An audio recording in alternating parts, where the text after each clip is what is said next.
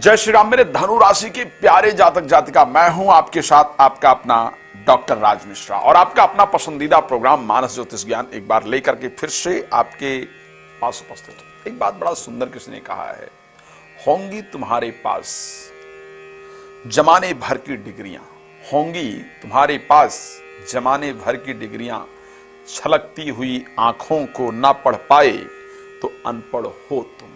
मैं समझ सकता हूं, मैं जब धनु राशि की चर्चा करता हूं तो मुझे लगता है मैं अपने उन लोगों के बारे में बात कर रहा हूं जो शायद दूसरे के दर्द को पढ़ते हैं, दूसरे के गम को पढ़ते हैं, दूसरे के प्रति सर्वस्व न्यौछावर करने का प्रयास करते हैं, बट अगर उनकी छलकती हुई आंखों के दर्द को पढ़ने की बात किया शायद कोई नहीं पढ़ता है।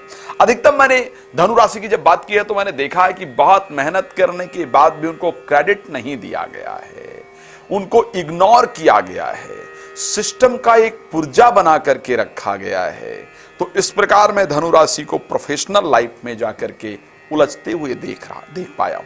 खैर, आज बात करते हैं धनु राशि के लिए क्या परिस्थिति रहेगी। धनु राशि के स्वामी बृहस्पति हैं, आप जानते हैं, और आजकल पंचम भावस्थ होकर के गोचर कर रहे हैं, बुध भी साथ में गोचर करेंगे। बड़ा ही शानदार संयोग, तीसरे भाव के अंतर्गत शनि और मंगल जैसे दो पापक ग्रह गोचर करेंगे, जिनको बहुत शानदार कहा जा सकता है। थर्ड हाउस में पापक ग्रह भाई अच्छे होते हैं।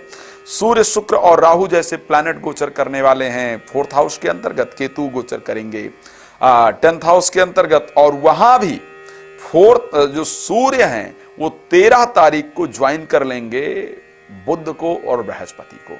सो ये शानदार योग है। एक बात और कहना चाहूंगा, अगर आप कोई अपने घर पे राम कथा, भागवत कथा अपने क्षेत्र में, अपने घर में या शिवपुराण कथा आयोजित करना चाहते हैं तो आप डायरेक्टली हमसे संपर्क कर सकते हैं। साथ में एस्ट्रोलॉजिकल किसी भी कंसल्टेशन के लिए मुझे कॉल कर सकते हैं। रात को 9 बजे, दोपहर को 12 बजे लाइव आता हूं तो आप मेरे साथ जुड़ सकते हैं। सो जो सबसे शानदार संयोग अगर मैं धनु राशि के अंतर्गत देखने जा रहा हूं तो सूर्य का 13 तारीख को बृहस्पति को ज्वाइन करना पंचम भाव के अंतर्गत, और साथ में 10th और 7th के स्वामी बुध का होना, ये एक अपने आप में सबसे बेहतरीन राजयोग तैयार करने जा रहा है।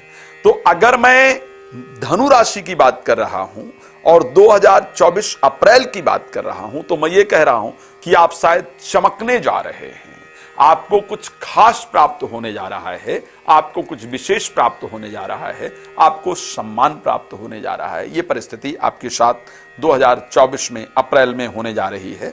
हाँ, प्रेम का जो प्यार का इजहार है या प्रेमी प्रेमिका के प्रति जो एक अट्रैक्शन है किसी के प्रति, वो भी आपका निश्चित रूप से बनने जा रहा है।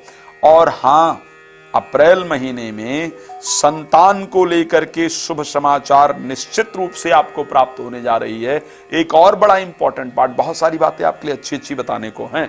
इंपॉर्टेंट पार्ट यह है कि यदि सरकारी नौकरी के लिए बहुत दिन से ट्राई कर रहे थे, आपने पेपर इत्यादि दिया था और उसका रिजल्ट नहीं आ रहा था, तो इस महीने में गवर्नमेंट जॉब को लेकर के अच्छे समाचार प्राप्त हो, इस प्रकार की परिस्थिति भी आपकी राशि में है। सरकारी नौकरी को लेकर के अच्छे रिजल्ट्स आपको प्राप्त हो, इस प्रकार की कंडीशन आपकी राशि के अंतर्गत पूरी तरह से नजर आ रही है। तो ये एक बहुत बेहतरीन संयोग आपके लिए रहने वाला है। प्रोफेशनल लाइफ में बेहतरीन उछाल देखने को मिलेगा, अच्छे लोगों से, प्रतिष्ठित लोगों से मुलाकात होगी, नया जीवन में कुछ प्रारंभ होगा, व्यापार में वृद्धि इत्यादि आपको प्राप्त होगी, नौकरी में भी प्रमोशन होगा, और उसके साथ साथ सरकारी क्षेत्र में रुका हुआ कार्य बनेगा। सरकारी नौकरी नहीं प्राप्त हो रही है तो वो भी आपकी प्राप्त होगी, क्योंकि 10th हाउस के स्वामी पंचम भाव में गोचर करेंगे, बृहस्पति के साथ गोचर करेंगे। जो लोग शेयर मार्केट में रेगुलर पैसा इन्वेस्ट करते हैं, शेयर मार्केट में पैसा लगाना चाहते हैं, तो शेयर मार्केट से भी आपको एक शानदार लाभ प्राप्त होगा। लेकिन शेयर मार्केट में लाभ 13 तारीख से पहले प्राप्त होगा। जो बाकी चीजें मैंने सरकारी क्षेत्र को लेकर के बात की है वो 13 तारीख के बाद आपको प्राप्त हो, इस प्रकार की परिस्थिति आपकी राशि के अंतर्गत पूरी तरह से नजर आ रही है। लेकिन अब कुछ और चीजें हैं जिस पर हमको बड़ा देखने की आवश्यकता है, चर्चा करने की आवश्यकता है। और उस दृष्टि से देखा जाए, शनि और मंगल का 3rd हाउस में जाकर के गोचर करना, अत्यधिक उत्साही होने से बचना होगा। अत्यधिक आत्मविश्वास से अपने आप को बचाना होगा। कॉन्फिडेंस बेहतर है, लेकिन ओवर कॉन्फिडेंस नुकसानदायक है। तो ओवर कॉन्फिडेंस में आने से आपको बचना होगा। जल्दबाजी में कोई डिसीजन लेने से आपको बचना होगा। किसी के प्रति क्रोध इत्यादि करने से आपको बचना होगा। कुछ अपने लोग ही जिन पर बहुत भरोसा करें, उनकी तरफ से धोखा इत्यादि प्राप्त हो तो उनसे आपको सावधान रहने की आवश्यकता इस राशि में रहेगी। तो इस प्रकार की परिस्थितियों को लेकर के आपको सावधान रहना होगा। कुछ गुप्त चिंता, एक ऐसी चिंता जिसको आप किसी से डिस्कस भी ना कर सकें और गुप्त चिंता आपको बार बार लेकर के मन को परेशान करे, इस प्रकार की परिस्थिति है।